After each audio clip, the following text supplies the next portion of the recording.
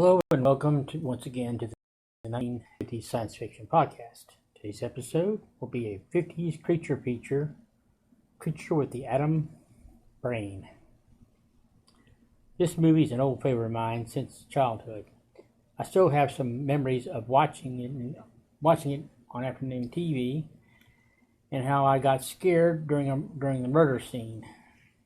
I hope that you've been enjoying my podcast and it's entertaining to you as well. I do strive to make my podcast informative and easy to understand also. Now, on to the review. Creature with the Atom Brain is a 1955 science fiction / horror movie released by Columbia Pictures. The motion picture starred Richard Denning as Dr. Chet Walker, a police scientist expert in forensics. The screenplay, written by Kurt Sodermack, wrote the story Riders to the Stars, which I covered in a previous podcast. The movie advertises itself as being based on real science. Creature with the Atom Brain was independently made with a running time of 69 minutes using black and white film.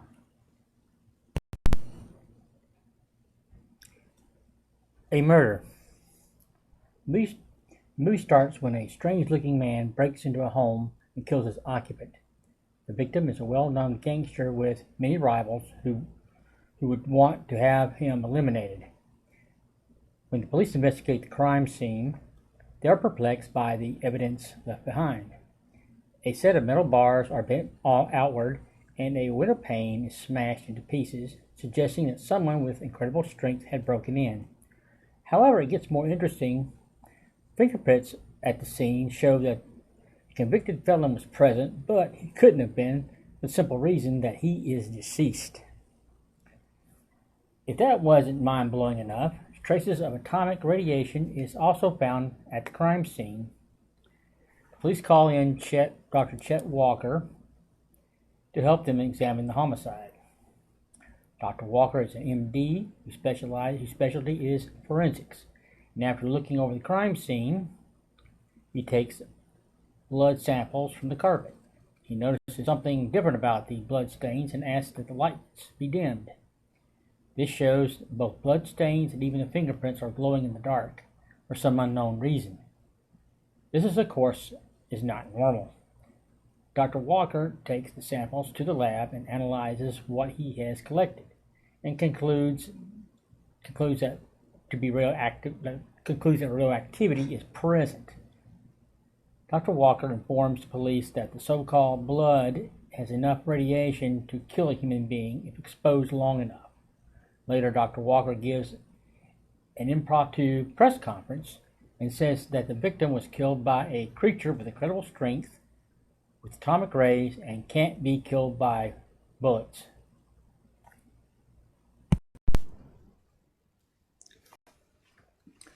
Who is behind the murders? Early in the movie, it is shown who is responsible for the first homicide and the subsequent ones that will follow.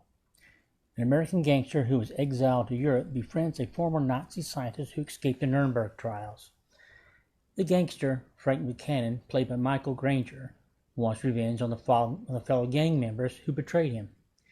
He learns that a former Nazi scientist, Dr. Wilhelm Steg, has created a process to reanimate corpses. The method involves artificial blood, electrodes implanted in the brain, and atomic power. They control the reanimated corpses via radio control, and they can see what the corpses sees and hears. Buchanan can speak into a microphone and transmit his voice through the corpse. They both reside in a mansion on the outskirts of town and use a high-tech lab in the basement to produce the creatures.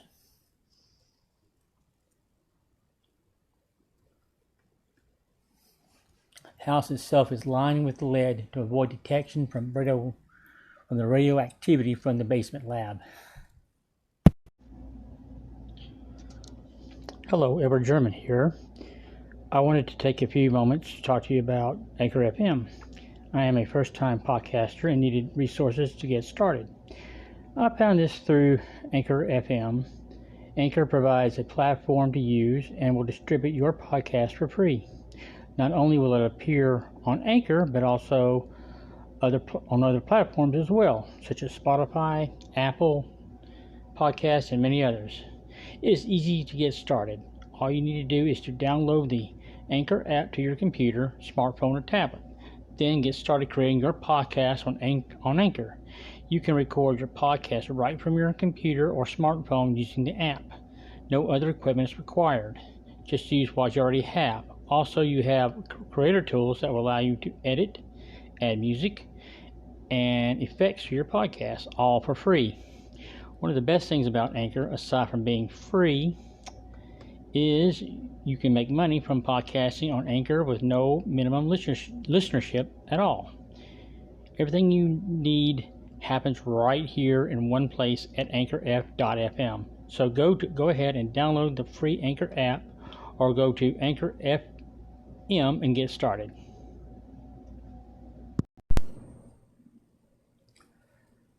The next murder. Next person to fall victim to the creatures was a former district attorney, Prosecutor Buchanan.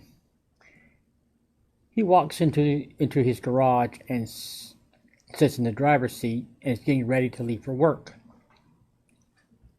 His trip is interrupted by a creature who walks into the garage and tells him he's going nowhere. The creature says, "Remember me? I am Buchanan." At that point, he pulls off the steering wheel and then picks up the man like he's a rag doll and snaps his neck. The body is then tossed into the back seat of the car. Incidentally, the automobile was a convertible and the top was down at the time. There were many cars with convertibles tops in the movie, which helped make the murders convenient for the creatures. These types of autos were popular back in the 50s and were widely used in movie production. Meanwhile, back at police headquarters, while at police headquarters, Dr. Walker, who is now the lead investigator on the case, works closely with Captain Dave Harris. They're going over a recording made at the first crime scene and then are notified of a second murder. They rush to this victim's home and find the MO is the same as before. Both Dr. Walker and Captain Harris believes that both murders were connected and Buchanan becomes suspect. Both victims knew him. Captain Harris tracks down the last known whereabouts of Buchanan. He was deported back to Italy and had been living in Rome. Harris contacts the police in Rome and is informed that he had abandoned the apartment that he was living in at 6 months. He was also informed that some lab equipment was left behind, and he associated himself with the German scientist Steg. Also, Harris is told that the fingerprints found at the scene were from a deceased male, and his body, along with about 8 others, were stolen from the morgue. A meeting at Police HQ. Dr. Walker calls for a meeting at Police HQ where he discusses his theory on the creatures. He believes somehow the radioactivity in their systems causes them to have incredible strength. How it is possible, he is uncertain about, and believes some undiscovered knowledge is at work. Due to the immensity of the situation, he calls on the military to help the police in their search for the creatures. The military has the use of trucks, planes, and men, all equipped with Geiger counters. The plan is to have the military spread out through the city looking for signs of radiation, which might fend off another attack. Later that evening, during a nightly newscast, local media informed the public of Dr. Walker's theories about the 2 homicides and how the military is searching for the creatures.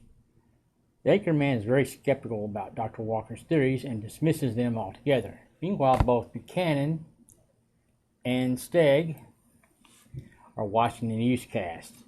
At this point, they decide Dr. Walker must be eliminated.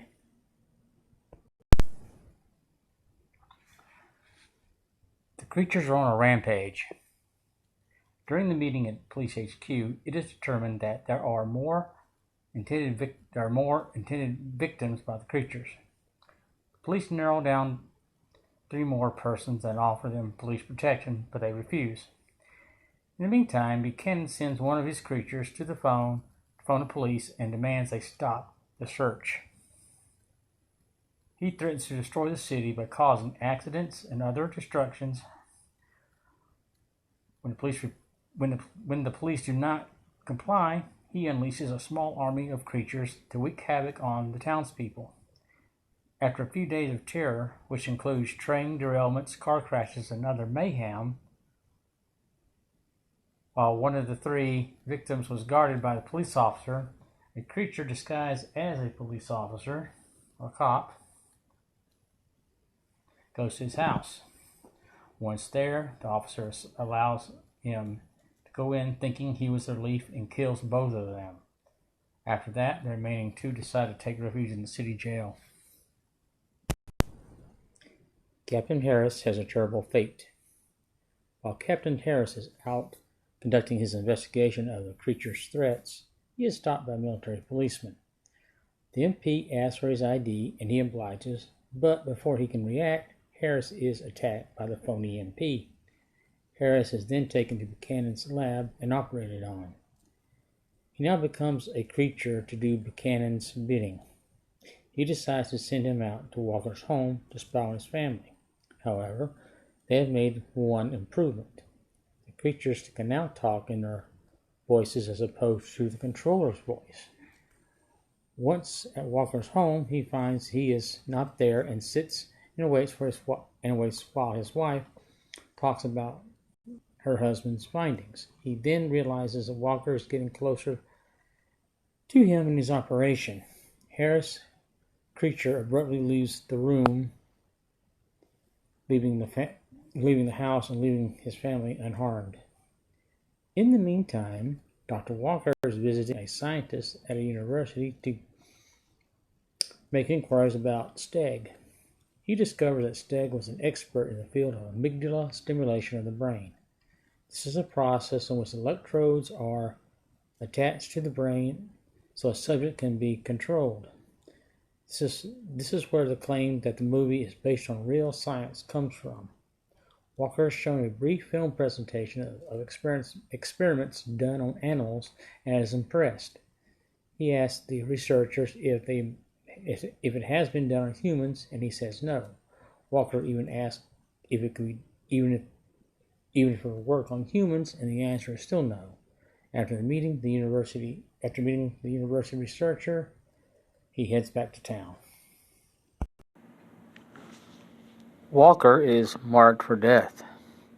After Harris's creature leaves the Walker household, he goes to the city jail and walks into the room where the last 2 victims are being held. He kills both men and walks out of jail and then gets into his car. Later, the bodies of the men are discovered by the officers on duty, and they notice that Captain Harris is acting strangely. After putting 2 and 2 together, they issue an APB on him. However, in the meantime, the creature meets up with Dr. Walker. While riding in the car with him, he hears the APB.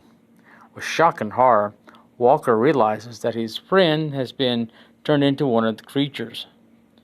Walker notices the car getting faster but leaps out before it crashes. It was an attempt to kill him while Buchanan still had control of the creature. Soon the police arrive at the scene and Walker orders them to take the body of his dead friend to the hospital. Once there, he can examine the body more closely. Steg goes for a drink.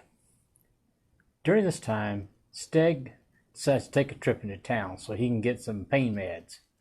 He hopes to do this quickly and get back to the hideout before Buchanan finds out. However, Steg orders a beer in a local tavern before going home and thinks it's safe to do so. He sits down and barely drinks the first sip from the glass. He sees an army truck parked outside the door, and a soldier with a Geiger counter steps out. Steg hastily pays for the drink and leaves in fear of being caught. Steg even tells the bartender to keep the change. When the soldier walks in with his Geiger counter, readings are extremely high. He finds the beer glass to be extremely radioactive along with the money as well. The soldier asks who was sitting there, and the bartender replied that he had never seen him before. He then confiscates both beer glass and the money and sends a report to the police before leaving.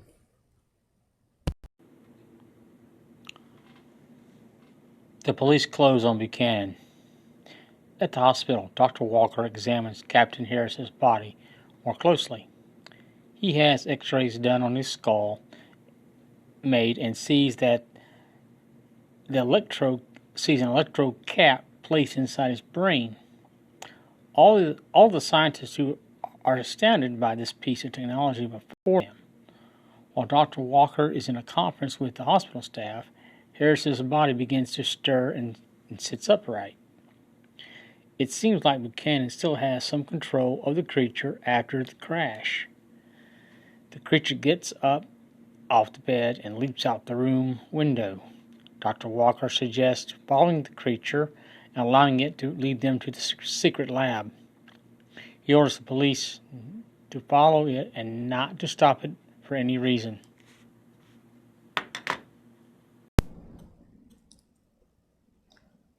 A showdown with the police. The police follow Harris's car very closely while avoiding detection. They pursue him to the secret lab and enter the house. By this time, the police and the military have the place surrounded. Buchanan and Steg see the gathering outside and are not going out without a fight. Buchanan orders the rest of his creature army to go out and attack the group outside.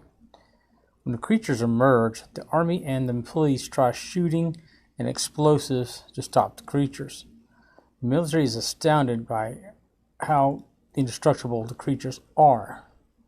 While inside the home, Steg panics and tries to escape, but Buchanan knocks him unconscious to the floor.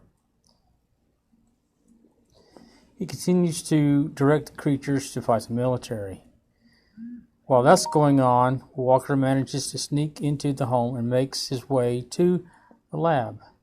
He sees Buchanan and gets into a fight with him, but is unable to stop him. Buchanan is very strong and overpowers Walker. However, just behind him is a creature, and it's Harris. Harris has seemed to have broken control and is now attacking Buchanan. It seems like there is some memory left in Harris, and he kills Buchanan by strangulation before he dies as well. Then Walker takes a metal rod and smashes the lab equipment, and a fire is started in the lab. The resulting action stops the creatures in their tracks. My thoughts on the movie. This is a good sci-fi horror movie overall. It has a very good plot, uses some real science in the story, and incorporates some film noir elements as well. The movie is intended to be a Saturday matinee movie for younger children. However, it can easily be enjoyed by an adult audience. Creature with the Atom Brain is fast-paced in its action and storytelling, but stays coherent throughout the movie. As I mentioned at the beginning of the show, I watched this movie when I was a small child. It both scared me and fascinated me. I will not see it again until I was an adult and enjoyed watching it just as it is. I liked how the real science was used in the plot instead of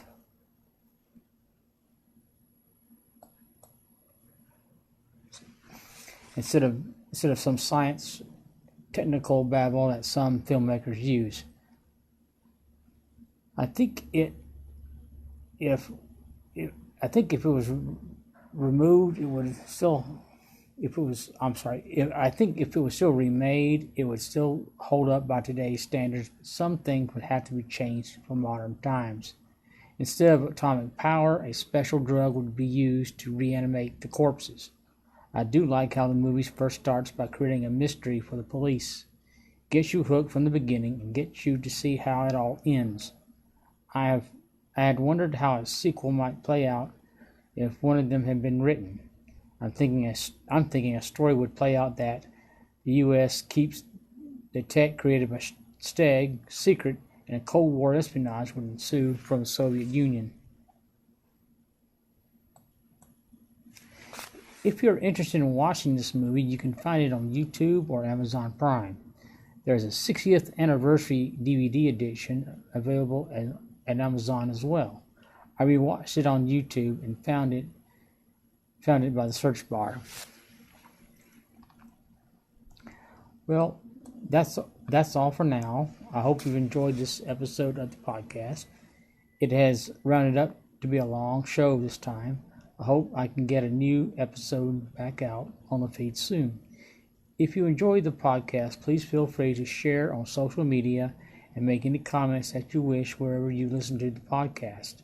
You can follow me on Twitter at EdwardGerman3 as well. That's at EDWARD